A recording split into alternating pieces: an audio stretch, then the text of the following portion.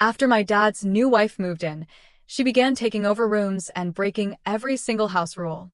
Can you imagine inheriting your childhood home, a place filled with generations of memories, only for your new stepmother to try and claim it as hers? And what if, when you confronted her, she insulted your deceased mother, forcing you to kick her out, and then the police get involved? Because that's exactly what happened to me. I'm 25, living in this big, old house. It's not just any house, it's an ancestral place, filled with memories. My mom passed away when I was 16, and this house, her house, became mine.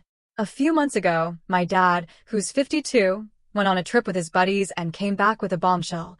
He'd secretly married his high school sweetheart, Steph, who's 51. Turns out they'd been in touch for nearly 2 years without me knowing. I didn't even know he was dating. Next thing I know, Steph and her twin daughters, let's call them Lizzie and Lexi, they're 20, along with their 2 chihuahuas, Gucci and Hermes, moved in. Yep, those are the actual dog names. The twins are going to state college nearby and figured they'd save a buck living here instead of on campus. The house is definitely big enough. 7 bedrooms, 8 bathrooms, a basement, a pool. But it's been one issue after another since they arrived. First up, the great room shuffle. Steph decided she needed more closet space for her luxury bags and whatnot. And guess whose room has the second biggest closet? Yep, mine. She actually suggested I should move to a smaller room. I put my foot down. Hard. This has been my room forever, I told her straight up. And there's no way I'm moving out of it in my own house. My dad tried to smooth things over by offering to split his closet space between Steph and his stuff in another room. Compromise, I guess. Next, the twins' total lack of boundaries. I work from home, and my home office is sacred space.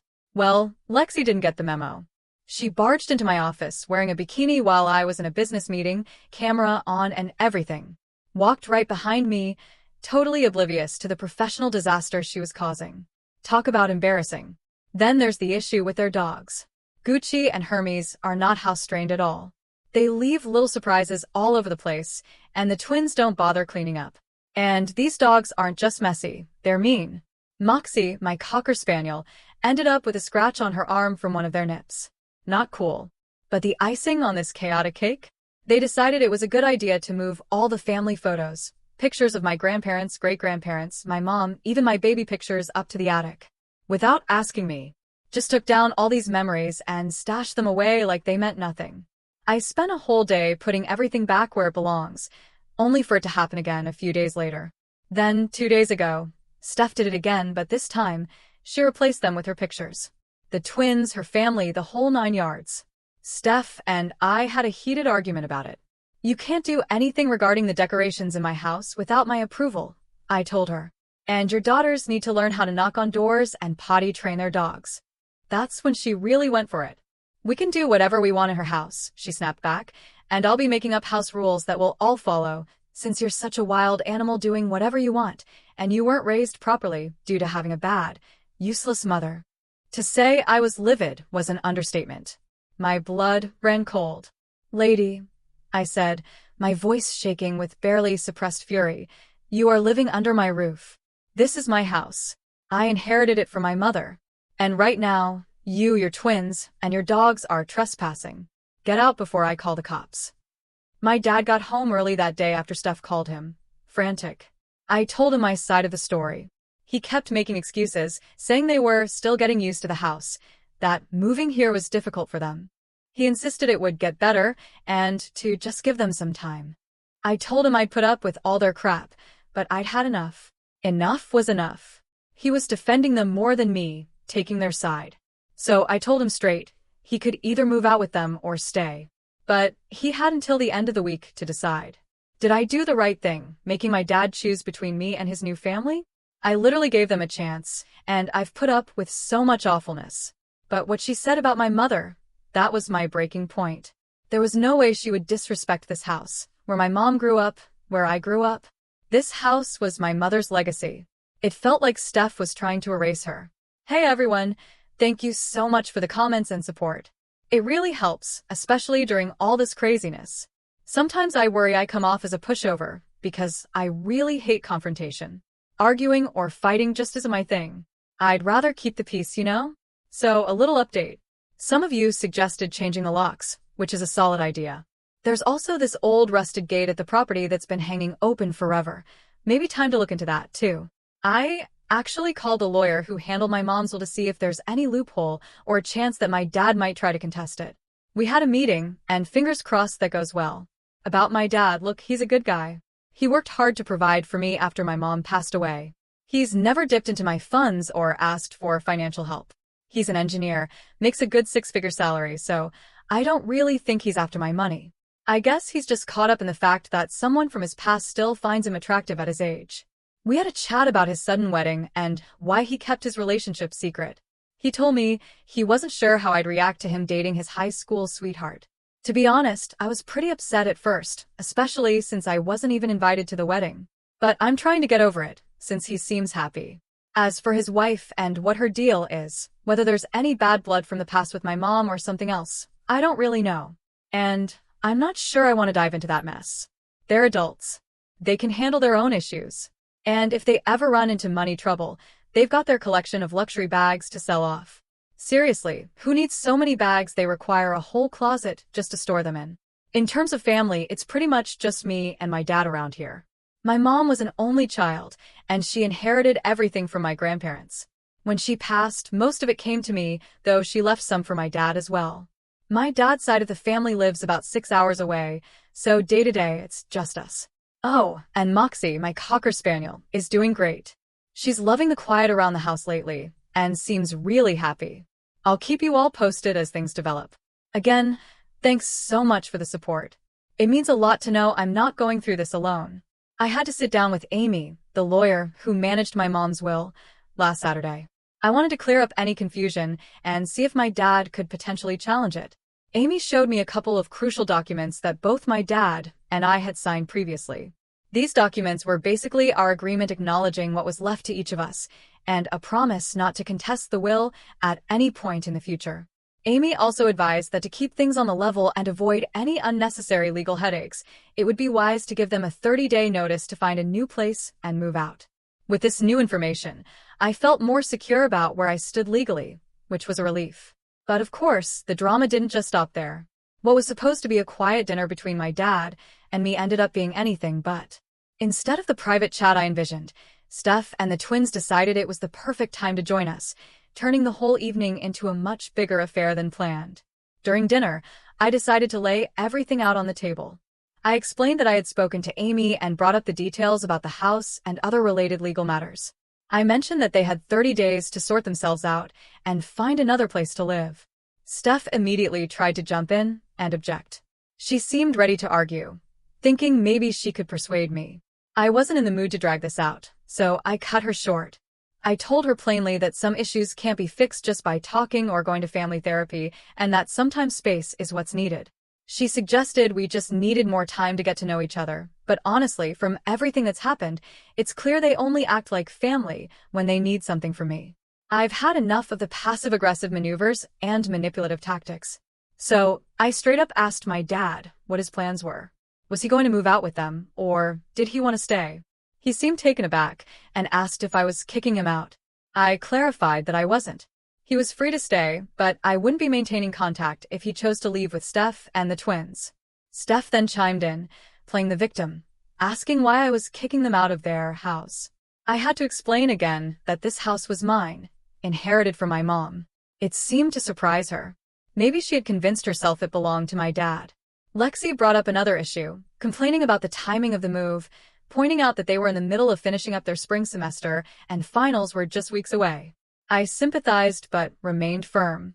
I responded with a slight smile. Well, you better start looking for a place soon then. Yesterday, Easter Sunday, I decided to throw a little get-together at my place. I invited my boyfriend and his family, along with my 2 best friends. My dad had been trying to get in touch, asking me to spend the day with him instead. But honestly, the only family I feel like I have right now are my friends and my boyfriend's family. We had a really good time, did an egg hunt, played some fun games, and had a big dinner, which felt super cozy and was something I hadn't enjoyed in a long time. Now, on to the house stuff. I've been busy documenting everything in the house worth over $500. I had some friends come over to help with that, making sure we got everything listed just right. I've changed all the locks on the doors, and the only other person who has a copy of the key is my boyfriend. I know my dad doesn't really approve of him because he's from a middle-class background, but that's his problem, not mine. I also went ahead and had a professional come in to install a full security system around the house and property. It feels good to have that extra layer of safety. Plus, I got an appointment set up to talk to someone about getting the fences and gate fixed up and more secure. I haven't really touched the fund my mom left for me since I started college. It was meant to help with tuition, dorm fees, and other expenses, but given the current situation, I felt it was necessary to dip into it. All the important family pictures and portraits are now safely stored away, and I've put all the smaller valuables in a safety deposit box. I also made sure all critical documents are secured in a water and fireproof safe that needs both a key and a passcode to open, which I'm keeping in my room. I'm really trying to take all the precautions and follow the advice you guys have been giving me in the comments. Thank you so much for all the help.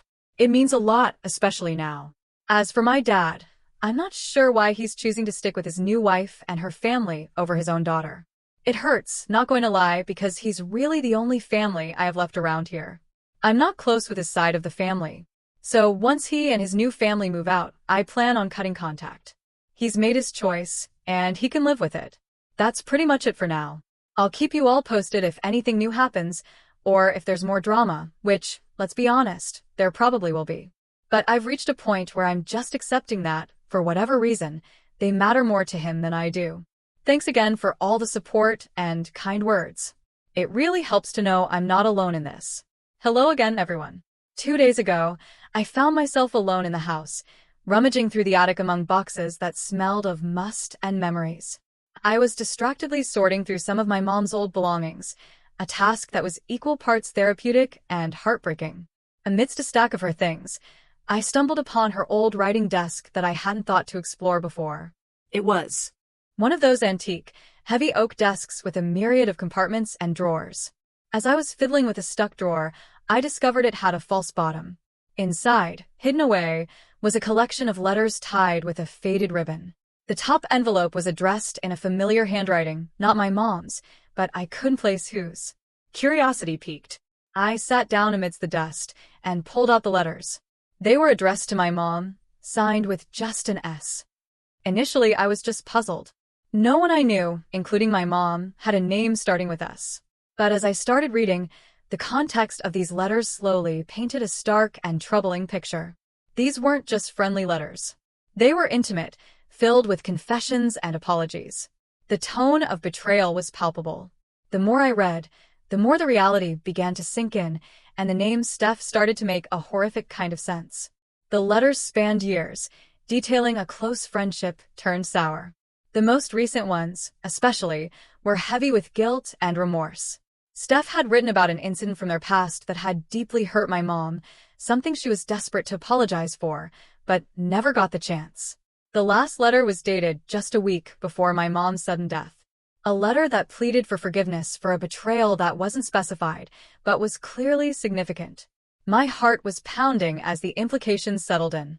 With this new, unsettling information, I was a storm of emotion waiting for my dad to come home. When he finally did, I confronted him with the letters. The look on his face when he saw them in my hands, it was like watching someone watch their whole world crumble. He didn't even try to deny it. Everything came pouring out. He admitted that Steph was indeed the S from the letters. They had an affair years ago during his marriage to my mom. After my mom passed, he and Steph eventually reconnected and rekindled their relationship, culminating in their recent marriage, a fact he chose to keep hidden from me out of fear. But that wasn't all. Steph, overhearing our confrontation, decided it was time to reveal her part of this twisted story. With nowhere else to turn due to financial ruin, a lifestyle maintained on borrowed money and lies, she admitted that moving in was as much about survival as it was about seeking forgiveness. All the luxury and facade of wealth was just that, a facade. Her finances were a disaster. Her assets seized. Her life, a series of mounting debts. And the twins? They were just as shocked as I was, having been brought into this house under the pretense of family unity. They felt used, caught between their mother's schemes and a new family dynamic they hadn't truly signed up for. So, where does this leave me? My home. The place of my childhood and my only real connection to my mom had become a stage for deceit and long-buried secrets. The betrayal felt as fresh as if it had happened yesterday. The anger and sadness were overwhelming.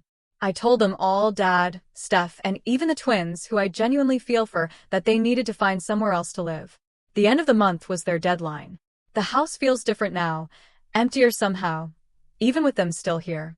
I've been spending a lot of time alone, trying to make sense of everything. The betrayal by Steph. The deceit by my dad. It's all too much to process. I'm left wondering about forgiveness, about whether it's even possible, or if it's just another concession in a long line of them. How do you forgive the unforgivable? How do you reconcile the father you loved with the man who betrayed not just your mother, but you? As for Steph, every time I see her, it's a reminder of everything that's happened. The lies seem to hang in the air around her, and I struggle with the desire to understand her motives against the sheer impact of her actions. Thank you all for being there, for offering words of support and advice through what feels like the darkest chapter of my life. I've been reading every comment, every suggestion, and it helps. It really does to know I'm not alone in this. To have a community that stands by me when my own family seems to have fallen apart. So, what's next? I honestly don't know.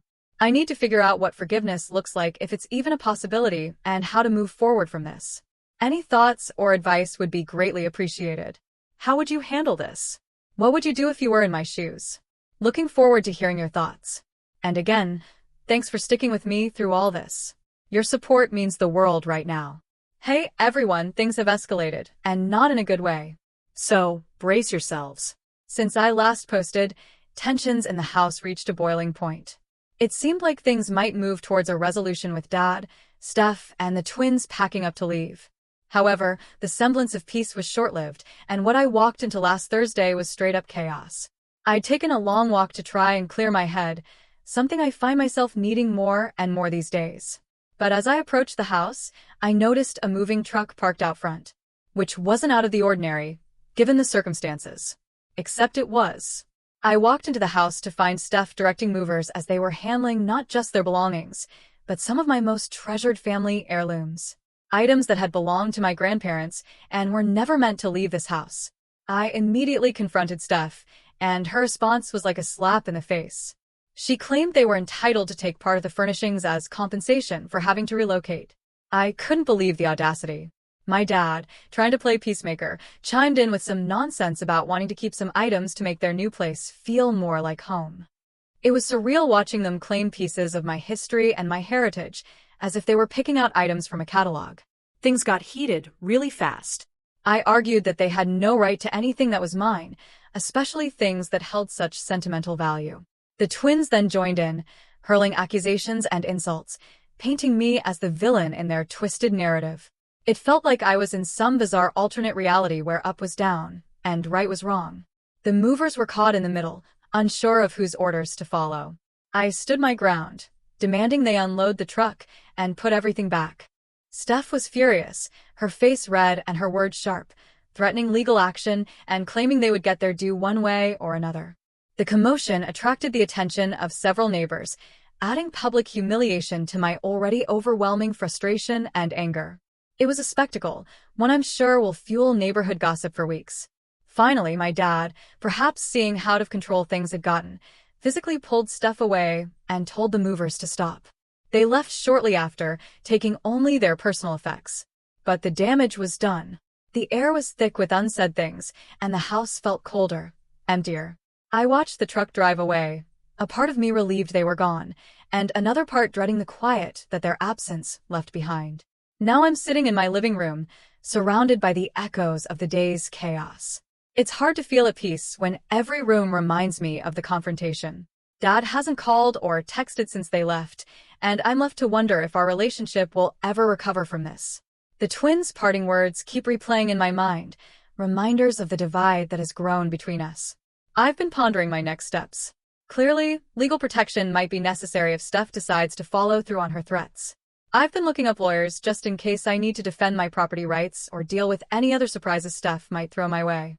The idea of getting legal counsel feels like admitting things are worse than I want to accept, but I know it's necessary. Emotionally, I'm drained. It feels like I'm mourning the loss of my family, all over again. How do you grieve for people who are still alive, who have chosen to turn their backs on you over material things? The house feels too big, too quiet, and I find myself wandering rooms I used to avoid, looking for something that feels like normalcy. I've also started thinking about security. Maybe it's time to install some cameras or an alarm system. The thought that they might come back, that they might not be done with their claims on what's mine, keeps me up at night. It's another expense, another thing to worry about, but my sense of safety has been shaken. And then there's the rebuilding. How do you rebuild trust, a sense of home, when it's been so thoroughly violated?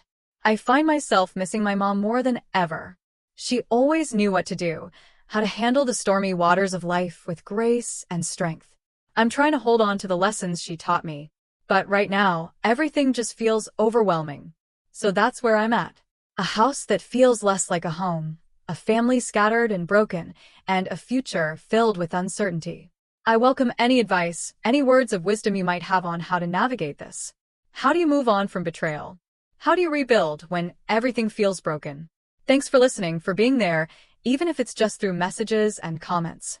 This community has been a lifeline, and I can't tell you how much I appreciate every single one of you. Here's hoping the next update brings better news.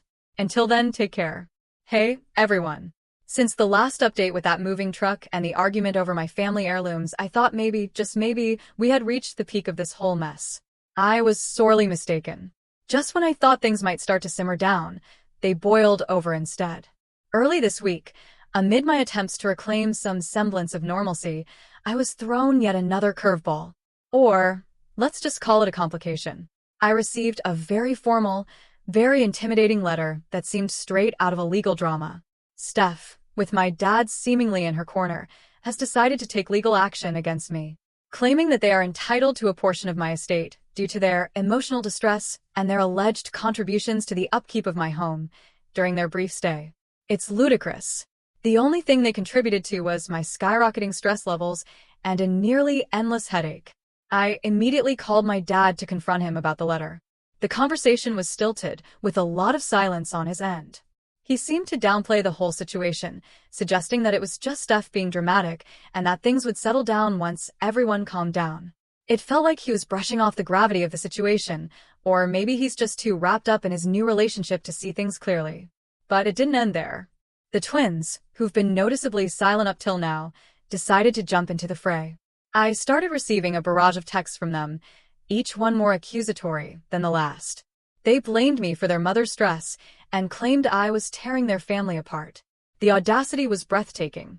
They even had the nerve to ask if they could swing by to pick up some forgotten personal items, which oddly enough included several of my mother's most prized and valuable antiques.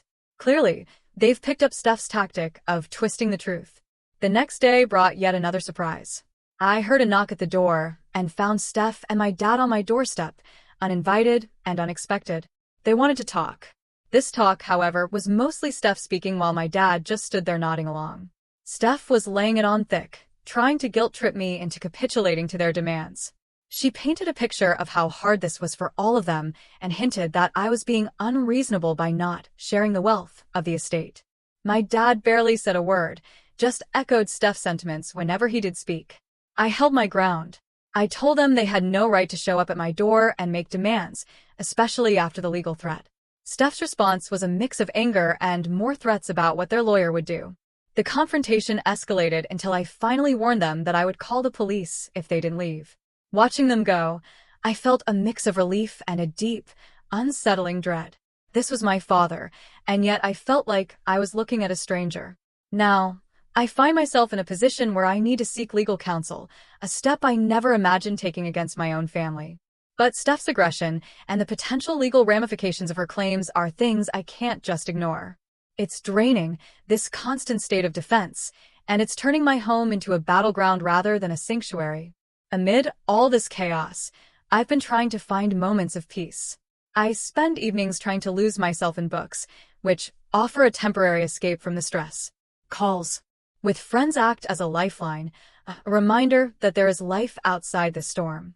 Yet, the reality is that every knock on the door sends a jolt of anxiety through me. Every call from an unknown number leaves me bracing for more bad news. I've been reflecting a lot on how things got to this point. It's clear that whatever relationship I had with my dad is fundamentally altered, perhaps irrevocably.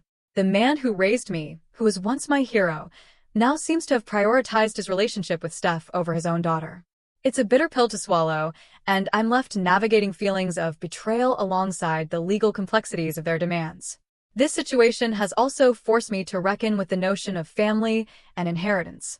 The home I loved, filled with memories of my mother and generations past, has become a contested space, a piece of property over which a legal battle is being waged.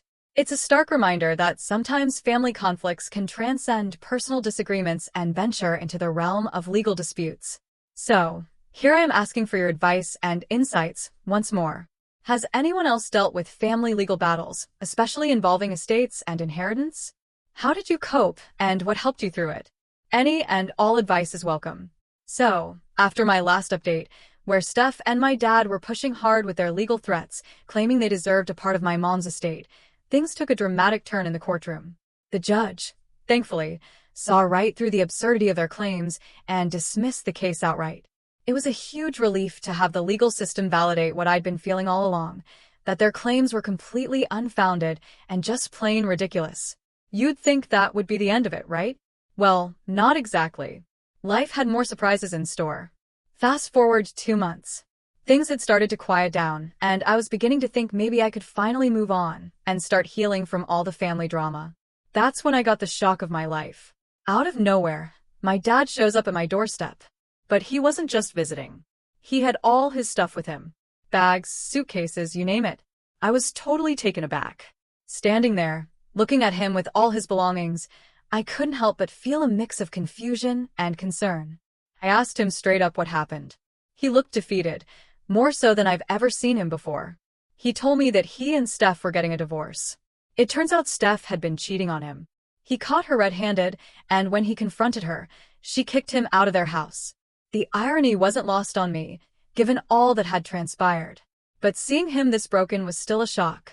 My dad standing there seemed like a shadow of the man he used to be. He was apologetic, almost meek. He said he had nowhere else to go and asked if he could stay with me temporarily. I won't lie. Part of me wanted to shut the door in his face for all the pain he'd caused. But another part, maybe the part that still remembered him as my dad before all this mess, felt sympathy for him. I let him in. We had a long, hard talk that first night. He opened up about everything, how things went downhill with Steph after their honeymoon phase, how he felt trapped in a marriage that was based more on convenience and Steph's manipulation than actual love. He was full of regrets, especially about how he had handled things with me and the estate. Hearing all this was a lot to process. On one hand, I felt validated that Steph's true colors were finally clear to him, too. On the other hand, I was angry and hurt that it took this for him to see what I'd been dealing with all along.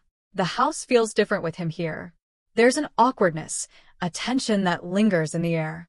We're both trying to navigate this new dynamic, figuring out how to move forward. I've set some ground rules about his stay, emphasizing that this is temporary. I'm also insisting that we go to family therapy if we're going to have any sort of relationship moving forward. We need professional help to unpack all the hurt and betrayal. It's weird, you know?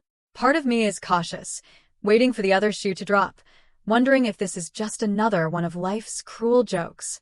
But another part of me hopes that maybe this is a second chance for us to fix things, to rebuild something out of the wreckage of our past.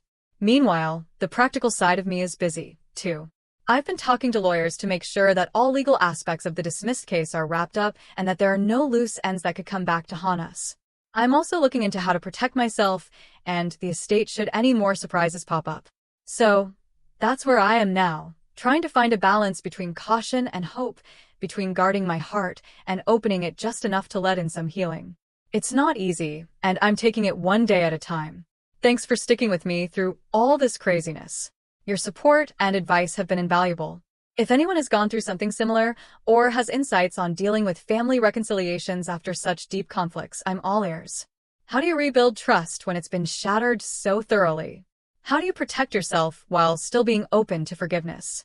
Until next time, sending you all good vibes and hoping for more peaceful days ahead. This whole journey has been a whirlwind of emotion, betrayal, and unexpected turns.